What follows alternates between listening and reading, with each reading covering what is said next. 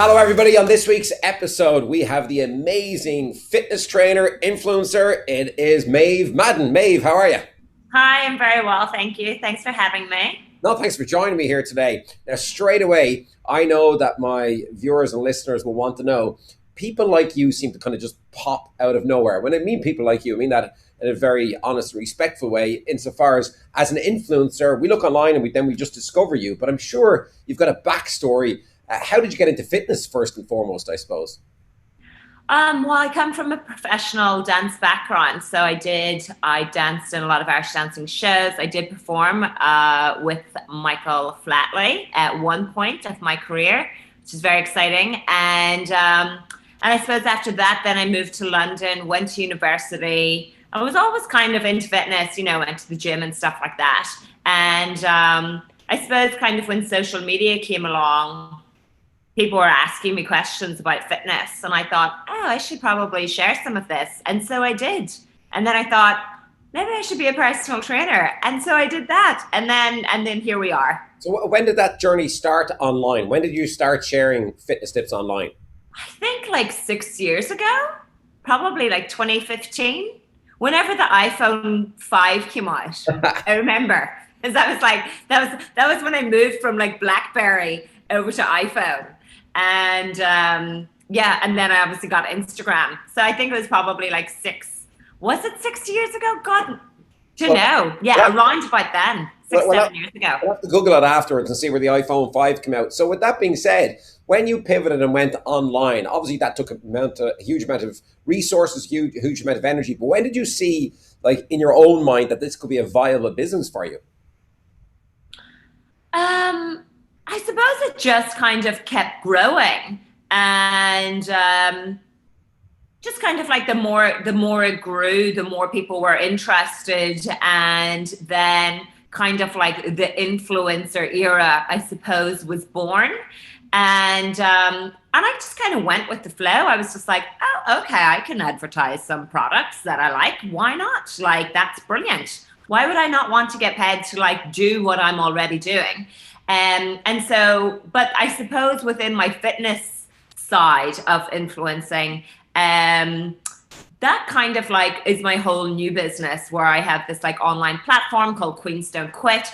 And that came out of lockdown, where I started sharing, I started doing live workouts every single day during lockdown. And I did that for 6 months, like every day. Yep. Except for Sundays. So 7 days. And some days I was doing like 9 live workouts a week.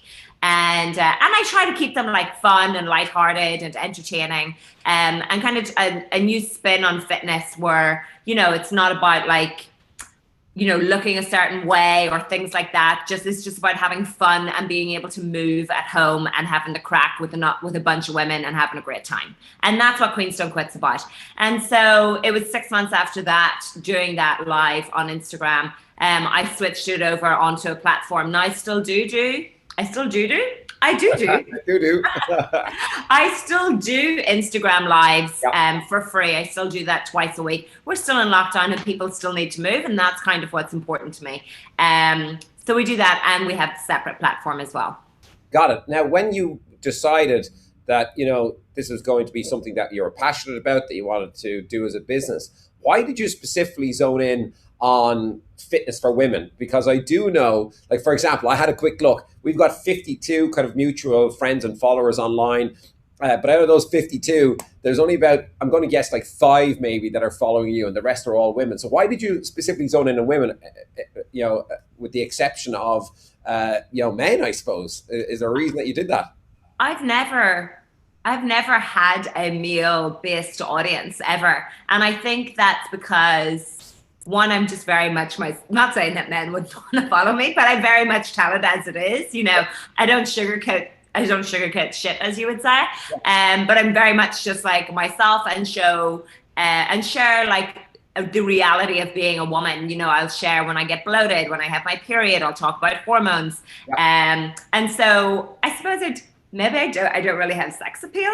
But no, I think women find me more interesting to follow because I'm talking about the problems that women go through, and about women's health. And that's what I've always done. And I suppose that's why Also, I don't know how many men want to jump around their living room to Shania Twain, you know, and the Spice Girls. Well, on that, Maybe it's their thing. I have to stop you now because you see, I'm the type of person who I follow a lot of different people for a lot of different reasons. So I follow you, and I do jump around the living room to Shania Twain, maybe once a week or once every 2 weeks to your good self, because I follow people and I take what I need from them. And I think there's a point here. So even for the male viewers right now, look, Maeve's videos, Maeve's workouts, they will knock the sweat out of you. You'll be They are. It um, is. It's really surprising because my fiance, he does a lot of the workouts. yeah. And although we play this really like cheesy, fun music, we have workouts like Sweaty Sevens and Spicy Circuits. Yep. And they are real hardcore, like as Yeah. crossfitty as you can get at home style workouts. So you may think just because you hear the Venga bus that you know you're going to be doing some kind of Jane Fonda step aerobics. But no, it gets really intense. But there's something for everyone, and that's what we're about. But I love that. You see, I love the fact that you're making this fun for people. I also love, by the way, kind of twofold what you do. So some days I've noticed, like some days you will just turn up, no makeup. You'll just be ready to rock, and you'll just go for it. Then other days you'll turn up, you'll put your makeup on, and you'll explain how you put your makeup on and stuff like that. But again, obviously, as a man, I'm not interested in that part of it, but I am interested in the fitness part. So I follow your good self and a whole host of other trainers out there. So with that being said, are there other trainers, either current or from the past? You mentioned Jane Fonda there, that you really admire. Other people that you look up to, maybe some mentors, I suppose. Um, I suppose like on social media, when I first started, I followed, so I was going through a transformation myself. I was really underweight. I was kind of from that era of like cardio. And so I started following, I actually don't know, maybe she's Brazilian. I'm not sure. She's called Michelle Lewin. And she was kind of one of like the first kind of weightlifting kind of Instagram-y girls. Yeah. And I find her really inspiring because she looked really good. She looked really strong. She looked really fit, really healthy, and she looked really sexy. And I was like, you're amazing. So I loved her, and she wasn't afraid to like lift things. And that was kind of that transformation that I think social media, Instagram especially, has brought around, where it's okay for women to like lift stuff and not be stuck in the treadmills. So there was her. Emily Skye is another amazing example. She's also brought a lot of women, similar to myself. She suffers from like IBS and things like that. And now she's had 2 children. And we followed her on that journey, which I think is amazing.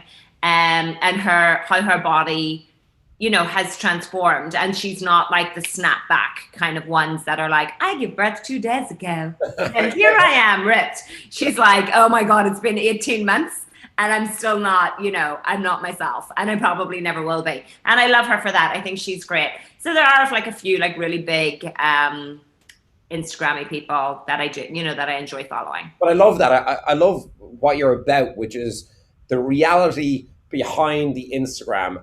I think personally, I just think there's far too much out there of exactly what you said.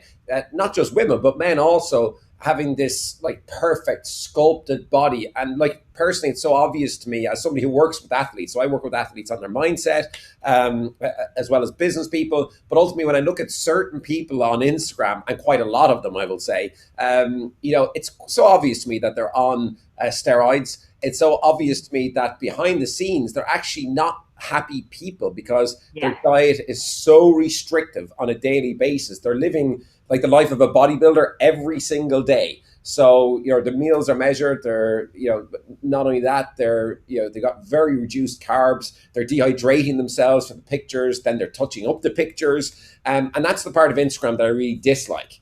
There's a lot of girls I know who are like that, who obviously on social media, I just mute them. Like you can't unfollow because they're like, I know them personally, but I'm just like, what you're selling isn't real. Like I know what you're doing, and I know that you are very disordered in your eating patterns. I've gone for coffees with people who've ordered broccoli. There's one girl, she's like 1 million followers, and she ordered broccoli, and I was like, I thought we were having cake.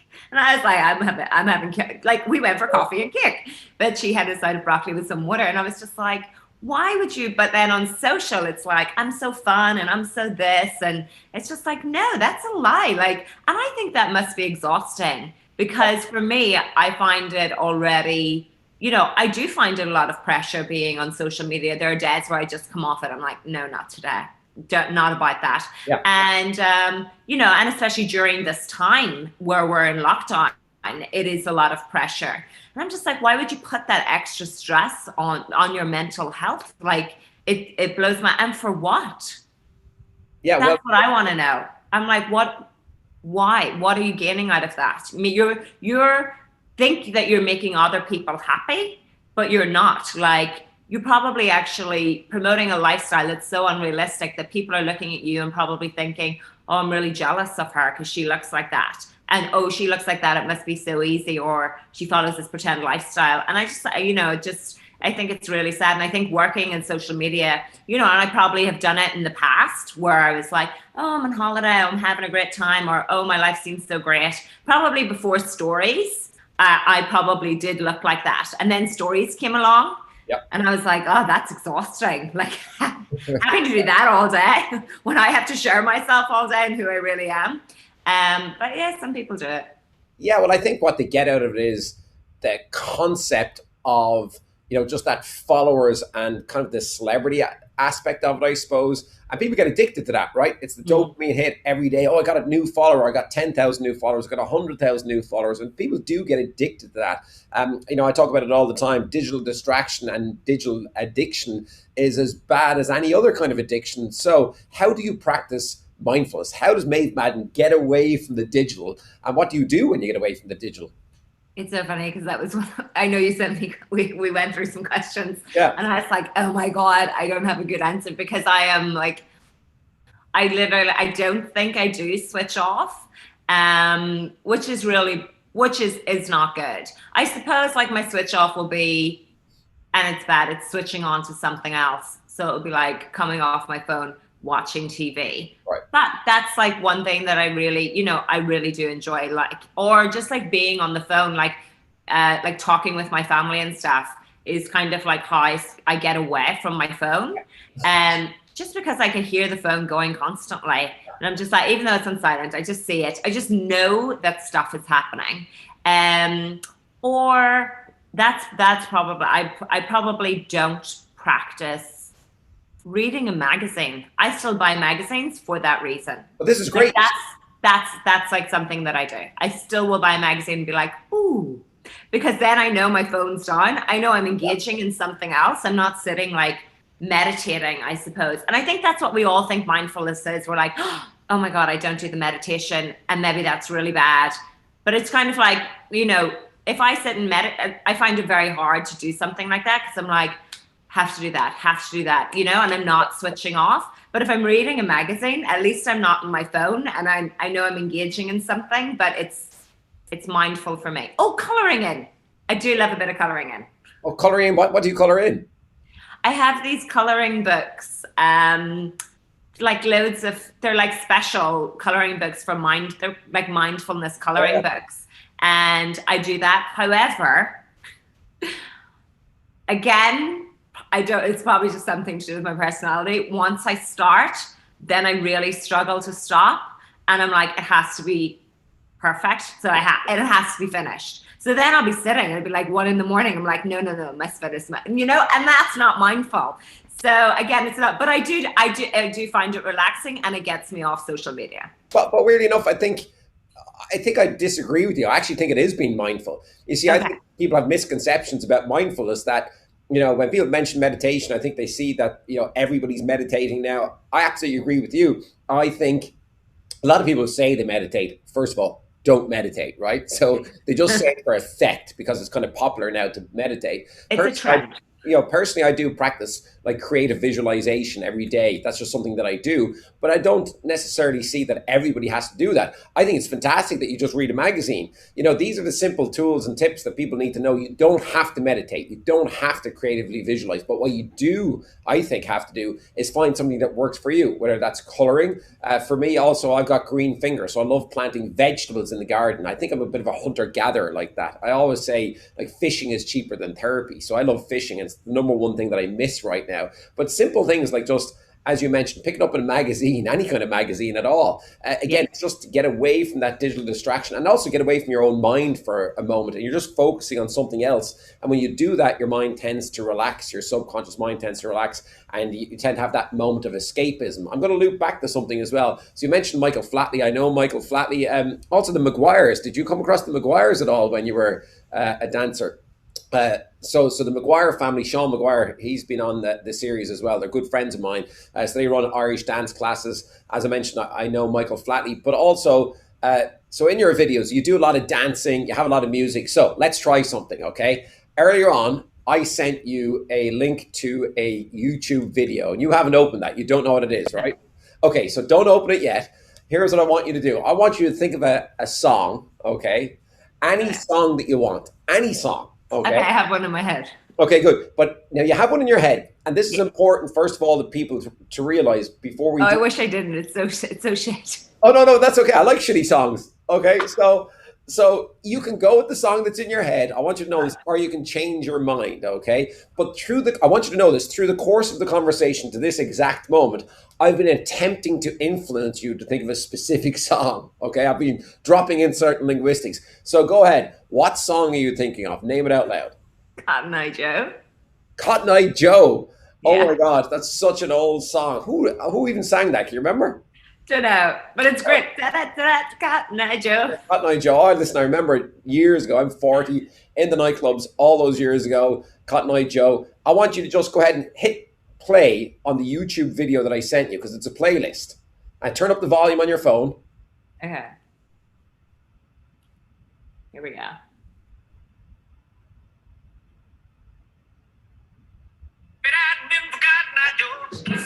Stop it! Where did you come from? Where did you go? Where did you come from, Cotton Eye Joe? But I remember Cotton Eye Joe. Oh, Cotton Eye Joe. I always did. I used to do an elbow swing like this. It was called my elbow swing. How did you? Because I was like, I bet it's the Venga Bus. But here's the crazy thing, right? When I was 18, I met my girlfriend at the time, who's my wife now, in Breen's nightclub to Cotton Eye Joe. And I used to do the elbow swing. And it was the elbow swing that hooked her in. The elbow swing. So yeah, Cotton Eye Joe. I always loved that song. I can't believe. How did you do that? Because we did not mention that at all. And you know what? That's only a song that I have added very recently to the Queens Don't Quit. And I don't even think I've put that on my Instagram. Ah, I love it. So, That's crazy. I was like, it's going to be the Venga Bus. Because I'm so sure. It's definitely the Venga Bus. It's Cotton Eye Joe. I love For a it. moment, I was like, oh my God, he's going to get me to stand up and do it. And I'm not wearing matching clothes. Hey, listen, I've got trackies on the bottom. I'm not wearing the slippers today. The slippers are over there. I actually have sneakers on today, or runners, whatever you want to call them. Tell me this, do you get injured at all? Yes, all the time. How do you I've deal with always, those? like, even with like obviously with Irish dancing and everything, at the moment I have a reoccurring shoulder injury, my left shoulder. How do you deal with those injuries? What do you do for those injuries? The show must go on. Oh, I love that. That's what we do. I am a one-woman show. The show must go on. I just deal with it. I just go through it. It's so funny because before we went into lockdown, I would have gone to physios and to sports therapy and, massages and everything like that. And now I have, one of those, it's called a prana mat, but that's just the brand, one of those puncture mats. Okay. One of my mindfulness things that I do. Yeah. See, I you have lie on that mindfulness mat. going on. You just didn't know it until this interview. You've loads of mindfulness going on. I am the most mindful person. I'll be running mindfulness courses next. You never know. So I have this acupressure mat, and I use that, or I have a Theragun, I use that as well if I'm feeling. But I think my body is so, because I'm running, so I personally do 9 to 10 of the live workouts a week. I obviously have to have loads of rest, so I sleep a lot. Yeah. But I think my body's just so used to it because of, I danced obviously from I was 4 years old, and then I danced professionally. And so I feel like I have a lot, maybe I have a lot of stamina. I think it's in my head because I can be exhausted, like sitting in tears, like just like, I can't do this. The minute the camera comes on, kind of like when I was dancing with Flatlight, the minute the music's on, you're like ready, and I think it's like it's in my head that I'm just like, this is a show, we're going, give it 110%, always your best performance, and that's it. After, you can cry and you can sleep. But for 30 minutes or 40 minutes or however long it is, I have to be on it, and that's it. But it sounds to me like that's my head.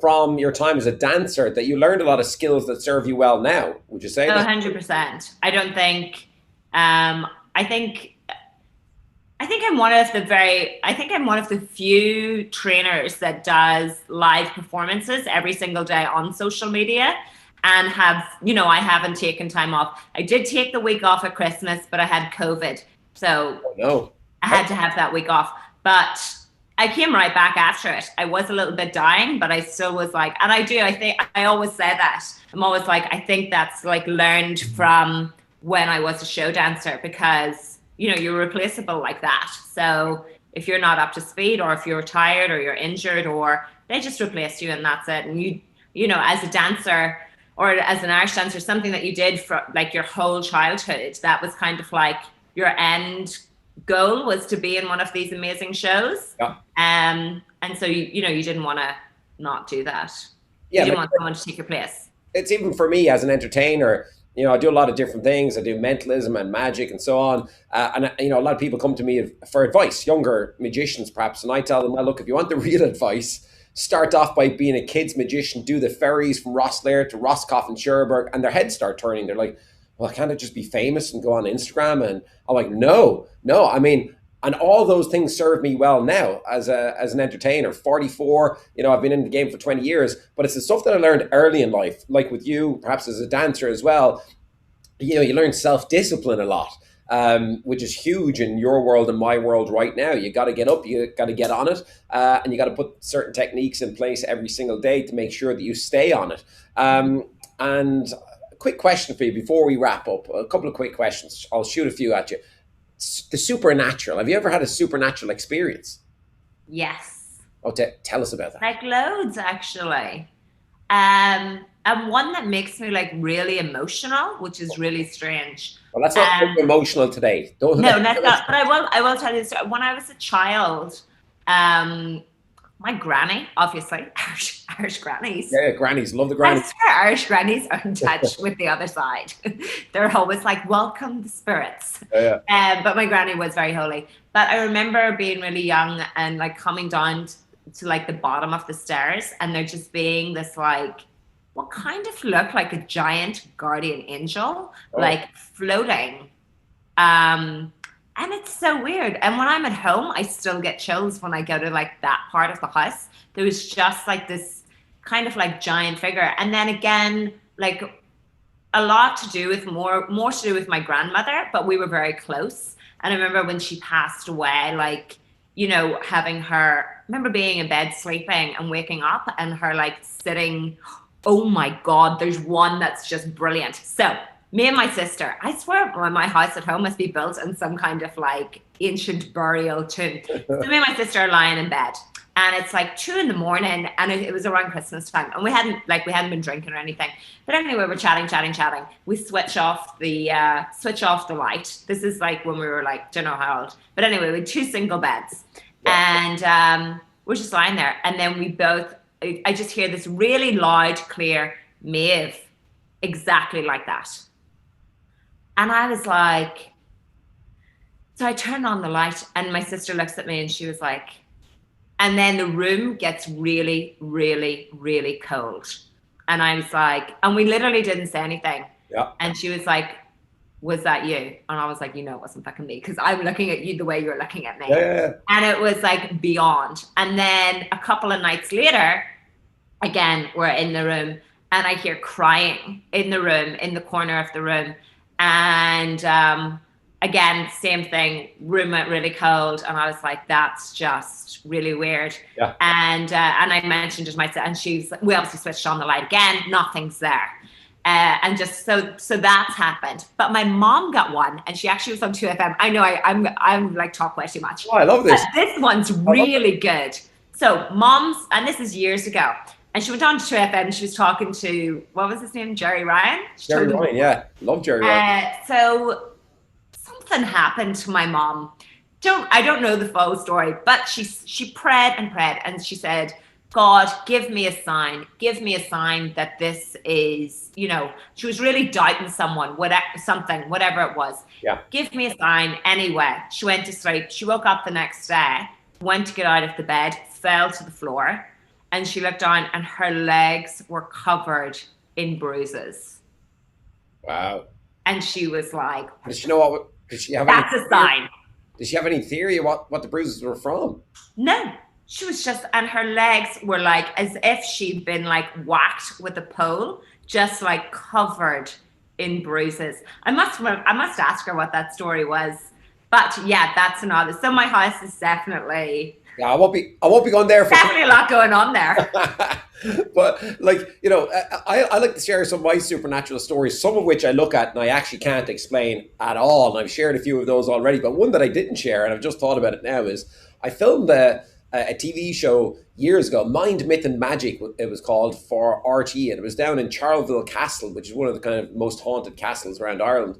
And we were down there, and there was this whole story based around a child who had passed away down there. Harriet was her name. And I did a seance down there as part of the show. But what people don't realize, when we cut the cameras and kind of everybody was gone, there's a part of the building where it said, do not enter. Now that's like telling a kid, don't pick up the sweets to me, right? So I was like, do not enter. I was like, straight away I was in there, right? And it brought me up a spiral staircase, one of those. So I was in kind of the turret, I guess, of the castle. So it brought me up the spiral staircase. But here's the crazy thing. It was like straight from Harry Potter. The reason it said, obviously, do not enter, is there was a section of the stairs missing.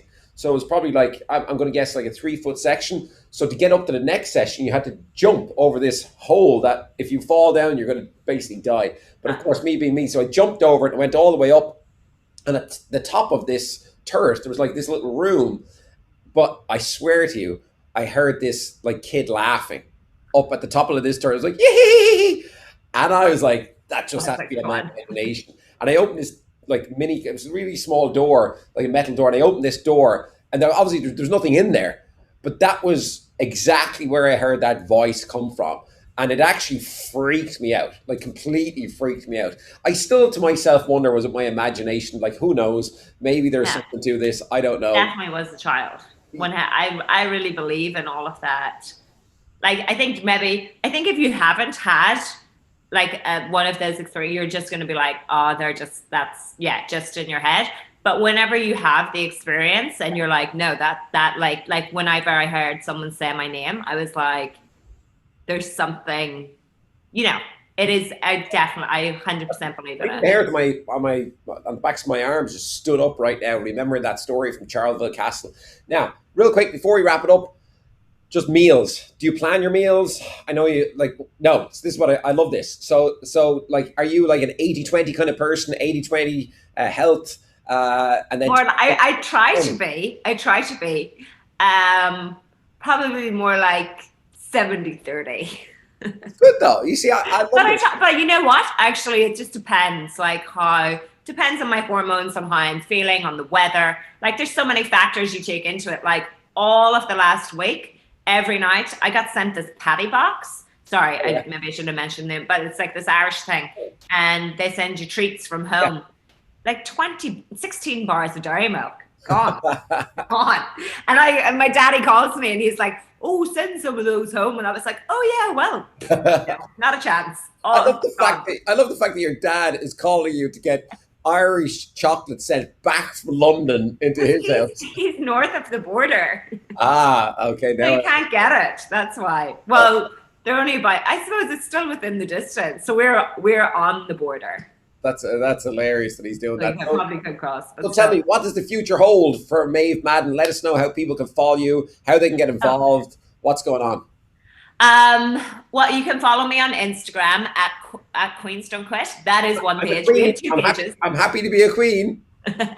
So we have at Maeve_Madden or at queensdon'tquit.